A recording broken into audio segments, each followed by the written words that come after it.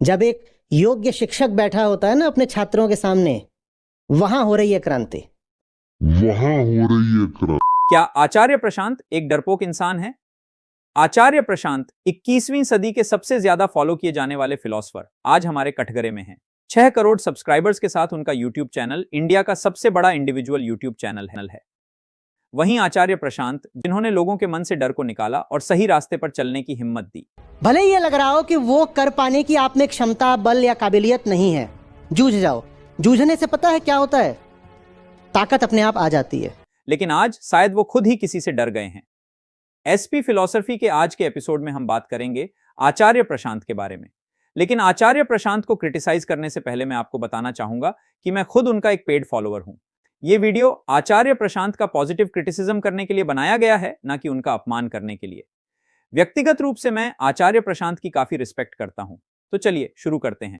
जब एक योग्य शिक्षक बैठा होता है ना अपने छात्रों के सामने, वहां हो रही है क्रांति।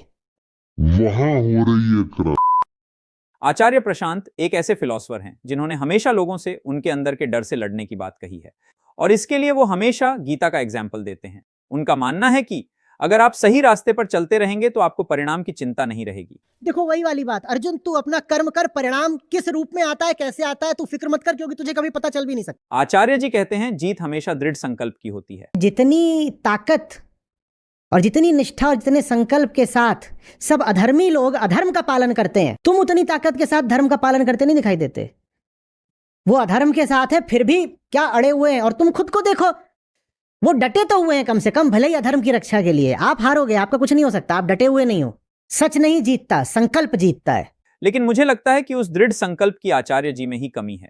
आचार्य जी वैसे तो कहते हैं कि वो किसी से नहीं डरते, लेकिन कुछ दिनों से वो जो बयान दे रहे हैं उसमें कहीं ना कहीं उनके अंदर एक डर छुपा हुआ दिखता है। आप एक बीमारी से कूद करके दूसरी बीमारी चुन लेगा। और याद रखिए, मैं पार्टियों को और विचारधाराओं को बीमार बाद में बोल रहा हूं, मैं मतदाता को बीमार बोल रहा हूं।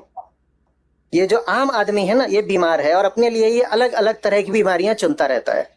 आचार्य जी से जब भी कोई राजनीति के बारे में पूछता है तो आचार्य जी सीधा आम जनता की ही गलती गिना देते हैं। अब इस व्यवस्था में अगर हम जनता को जिम्मेदार ठहराएं या कहें कि वो बीमार है या नशे में है, तो ये लोग तो ऐसा सोचेंगे कि आचार्य जी ने ये बात कह दी है, बट पता नहीं गलती सबसे बड़ी हमारी है। तो किसी को अगर स्पष्ट ना हुआ हो तो मैं और दोहरा के बोल देता हूं, हाँ, गलती सिर्फ और सिर्फ आपकी ही है।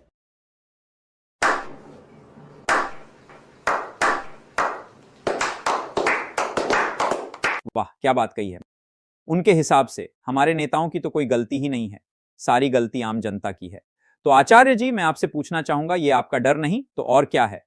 आपको डर है कि अगर आपने किसी नेता के खिलाफ कुछ बोला तो वो आपका धंधा बंद करा देगा।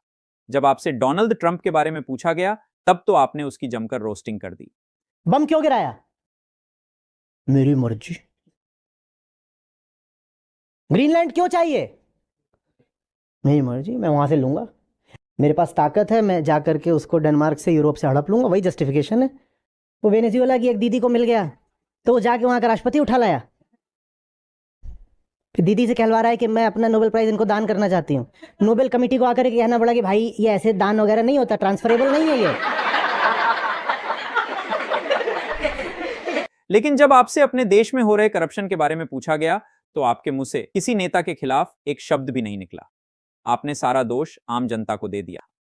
एनवायरनमेंट को बचाने के लिए आप इतने सालों से बोल रहे हैं। मैं इस विषय में 10 साल से बोल रहा हूँ, चिल्ला चिल्ला के सबको आगाह कर रहा था कि पृथ्वी का औसत तापमान लगभग 0.7 0.8 डिग्री बढ़ चुका है। और मेरे चिल्लाते चिल्लाते देखते देखते जितना बढ़ा हुआ था उससे दूना बढ़ गया। लेकिन सच तो यह है कि आचार्य जी, आप एनवायरनमेंट को बचाना नहीं चाहते। आप ये सब बातें करके सिर्फ अपनी पॉपुलैरिटी बढ़ाना चाहते हैं। अगर आप सचमुच एनवायरनमेंट को बचाना चाहते तो सिर्फ अपने गीता समागम में बैठकर ज्ञान नहीं दे रहे होते। आप सोनम वांगचुक की तरह जमीन पर उतरकर क्रांति कर रहे होते, और शायद वो क्रांति सफल भी हो जाता, क्योंकि आपकी फॉलोइंग सोनम वांगचुक से कई गुना ज्यादा है। लेकिन आपको डर है कि आपको सोनम वांगचुक की तरह जेल ना हो जाए। अगर गांधी जी, भगत सिंह और नेताजी सुभाष बोस जेल से डर जाते तो अंग्रेज कभी हमारे देश को छोड़कर नहीं जाते। और आज अगर हमें अपने देश से करप्शन को हटाना है, एनवायरनमेंट को बचाना है, तो हमें ऐसे ही लीडर्स की जरूरत है जो जेल जाने से ना डरते हो। भारत में जब भी कोई प्रोटेस्ट हुआ है, आचार्य जी के फॉलोअर्स ने उनसे पूछा है कि क्या हमें इस प्रोटेस्ट में जुड़ना चाहिए लेकिन हर बार आचार्य जी ने उनको मना कर दिया है। कोई बहुत योद्धा बन भी रहा हो, क्रांतिवीर बन रहा हो, तो उसको यही बोलो कि बेटा इन सबसे कुछ होना नहीं है, चुपचाप अपनी जिंदगी और अपने करियर पे ध्यान दो। हमने भी बहुत क्रांतियां देखी हैं, कुछ होता नहीं है। वाह, आचार्य जी का दोगलापन तो देखिए। एक तरफ तो वो इतिहास के महान क्रांतिकारियों की हमेशा मिसाल देते रहते हैं, दूसरी तरफ अभी के क्रांतिकारियों का मजाक उड़ाते हैं। हमारे हैं नेता, पॉलिटिशियन, बहुत हंसते हैं, कहते हैं चलो अच्छा है, कोई नया युवा नेता उभरा है, कुछ भीड़ इसने इकट्ठा कर ली है, बहुत जज्बा है, नारे लगवा रहा है, अच्छा है करने दो। इसकी सबसे बड़ी हार ये होगी कि ये सफल हो जाए, क्योंकि अगर ये सफल हो गया तो बिल्कुल हमारी जैसा हो जाएगा। करने दो। पता नहीं आचार्य जी कौन सी दुनिया में रहें जहां ऐसा होता है। असली दुनिया में कोई भी तानाशाह किसी क्रांतिकारी के बारे में ऐसा नहीं सोचता। ऐसा होता तो क्रांतिकारियों को जेल में क्यों डाला जाता, उनकी हत्याएं क्यों होती। और हैरानी की बात तो यह है कि आचार्य जी के फॉलोअर्स ऐसे लॉजिकलेस बातों को भी मान लेते हैं, ऐसी बातें जो उनकी खुद की बातों के ही विपरीत हैं। ये इसको चुने, उसको, किसी को भी चुनते आप बात यही बोलते। वो पहला जिसको आम आदमी चुने हुए ही बैठा है, उसको अनचुना करना पड़ेगा। अनचूज वो ज्यादा जरूरी है। जानते हो ना सबसे पहले हमने किसको चुना है? सबसे पहले हमने खुद को चुन रखा है। मैं जैसा हूं ठीक हूं। मैंने अपने अहंकार को चुन रखा है, मैंने अपनी मान्यताओं, अपनी धारणाओं, अपने पूर्वाग्रहों को चुन रखा है। मस्त जोक मारा रे, ये हंस रहे हलकट हंस। आचार्य जी का कहना है कि प्रोटेस्ट से कुछ नहीं होगा, बस उनका प्रवचन सुनने से देश बदलेगा। लेकिन सच्चाई मैं आपको बताता हूं, सिर्फ बैठकर प्रवचन सुनने से कुछ नहीं होता है। आपको आपका हक तभी मिलता है जब आप अपने लिए आवाज उठाते हैं। आजादी को समझाने के लिए आचार्य जी रूस का एग्जाम्पल देते हैं। वो कहते हैं कि गुलामी से बचना है तो रूस से सीखो। जर्मनों के टैंक बेहतर हैं, जर्मनों के प्लेन्स बेहतर हैं, सब कुछ जर्मनों का बेहतर है। जीता रूस, क्योंकि वहां का आम आदमी गुलाम बनने को तैयार नहीं। कब हो गया ये? वहाँ का आम आदमी गुलाम बनने को तैयार नहीं था। कब हुआ कब? रूस तब भी डिक्टेटरशिप था और आज भी डिक्टेटरशिप है। वहां लोगों के पास ज्यादा ह्यूमन राइट्स नहीं है। सही तौर पर आजादी का एग्जाम्पल देना है तो रूस का नहीं, फ्रांस का एग्जाम्पल दो, क्योंकि फ्रांस के लोग अच्छे से समझते हैं कि आजादी क्या है। You can't take my retirement from me. It is my right as a French. I will burn the city down before I work a day past 62. And what is the national language of France? That one's easy. Complaining. And the national sport? Protesting. वैसे अगर आपको अच्छे से समझना है कि इस corrupt system में रहकर भी खुद को आजाद कैसे रखना है, तो आप मेरी किताब पढ़ सकते हैं, जिसका नाम है बॉर्न विदाउट केजेस। ये किताब आपको गुलामी की जंजीरों को तोड़कर आजादी को पाने का सही रास्ता दिखाएगा। आचार्य जी की तरह आजादी का गलत मतलब नहीं, बल्कि सही मतलब बताएगा। इसे आप अमेज़न में खरीद सकते हैं और इसका लिंक भी डिस्क्रिप्शन में है। तो टॉपिक पर वापस आते हैं। आचार्य प्रशांत कहते हैं कि कोई नेता देश का विकास तब तक नहीं करेगा जब तक देश की जनता एजुकेटेड ना हो जाए। लेकिन आचार्य जी की यह बात भी गलत है। देश का विकास दो चीजों पर डिपेंडेंट है। पहला, एजुकेटेड पॉपुलेशन, दूसरा वहां के पॉलिटिशियंस। फ्रांस जैसे देशों में जहां हर एक इंसान एजुकेटेड है, आम आदमी के पास ज्यादा पावर होता है। लेकिन ऐसे देश जहां जनता एजुकेटेड नहीं है, वहां ज्यादातर पावर देश के नेताओं के पास होता है। यहां देश के नेता डिसाइड करते हैं कि जनता को एजुकेट करके उनको पावर देना है या नहीं। सिंगापुर एक ऐसा देश है जो गरीबी में डूबा हुआ था, जनता शिक्षित नहीं थी, यहां सारा पावर पॉलिटिशियंस के पास था। लेकिन वहां के प्रधानमंत्री ली कुआन यू ने यह डिसाइड किया कि वो आम जनता को एजुकेट करेंगे। इससे देश का विकास हुआ, गरीबी मिट गई और जनता के हाथ में पावर भी आया। ठीक वैसी चाइना की भी हालत थी। चीन भी एक गरीबी से ग्रस्त देश था, जहां आम आदमी के पास शिक्षा नहीं था, सारा पावर नेताओं के पास था। लेकिन चीन के नेताओं ने सोचा कि वो जनता को सिर्फ टेक्निकल एजुकेशन देंगे और फिलोसॉफिकल नॉलेज से दूर रखेंगे। इससे देश का विकास तो हो गया, लेकिन जनता के हाथ में कभी पावर नहीं आया। यह देश एक डिक्टेटरशिप ही बनकर रह गया। अब बात करें भारत की, तो भारत ने भी चीन की तरह गरीबी से शुरुआत की थी। आम जनता शिक्षित नहीं थी, लेकिन भारत के नेताओं ने शिक्षा पर बिल्कुल ध्यान ही नहीं दिया। ग्रामीण क्षेत्रों में तो जानबूझकर लोगों को शिक्षा से दूर रखा गया। ना तो देश का तकनीकी विकास हुआ, ना जनता के हाथ में पावर आया। देश को विकसित करना आम आदमी से पहले हमारे नेताओं की जिम्मेदारी है। किसी ऊंचे व्यक्ति को वोट देना बड़े अपमान की बात लगती है मतदाता को। क्या बोला तूने? क्योंकि वो व्यक्ति वैसे ही बुद्धि में, विचार में, विवेक में तुमसे ऊंचा है, और फिर तुम उसे वोट देकर राष्ट्रपति और बना दो, तो ये तो दोहरा अपमान हो गया। तो इसीलिए वोट हमेशा किसको दिया जाता है? जो एकदम ही तुमसे भी गया गुजरा, उसी को वोट दिया जाता है। कोई सेंस है इस बात की? जनता को दोष देकर आप नेताओं को क्लीन चिट नहीं दे सकते। जनता का अनएजुकेटेड होना जनता से पहले उन नेताओं की गलती है।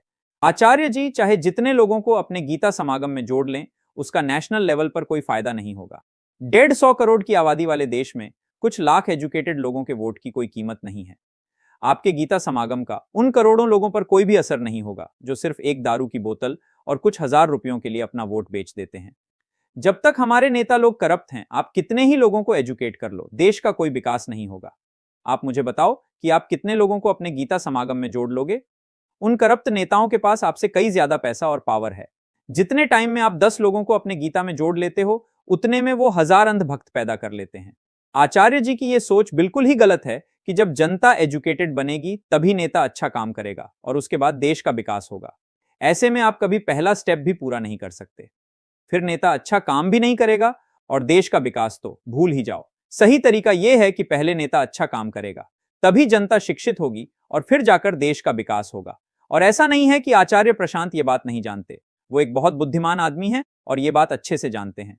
लेकिन वो ये भी जानते हैं कि अगर वो किसी नेता के खिलाफ जाएंगे तो उन्हें काफी सारे तकलीफों का सामना करना पड़ेगा। लेकिन किसी नेता के खिलाफ ना जाकर अगर वो सिर्फ प्रवचन देते रहेंगे तो उनका इनकम होता रहेगा। भले ही देश में कोई सचमुच की क्रांति ना आए, लेकिन उनके फॉलोअर्स यही भ्रम में जीते रहेंगे कि सिर्फ गीता समागम में जुड़कर वो एक क्रांति का हिस्सा बन गए हैं। जब एक योग्य शिक्षक बैठा होता है ना अपने छात्रों के सामने, वहां हो रही है क्रांति। वहां हो रही है क्रांति। एक तरफ तो आचार्य जी कहते हैं कि नाम जपने से कुछ नहीं होगा, लड़ना पड़ेगा। श्री कृष्ण अर्जुन को आराम करना थोड़ी सिखा रहे हैं, वो युद्ध करना सिखा रहे हैं ना, मैं भी युद्ध करूंगा।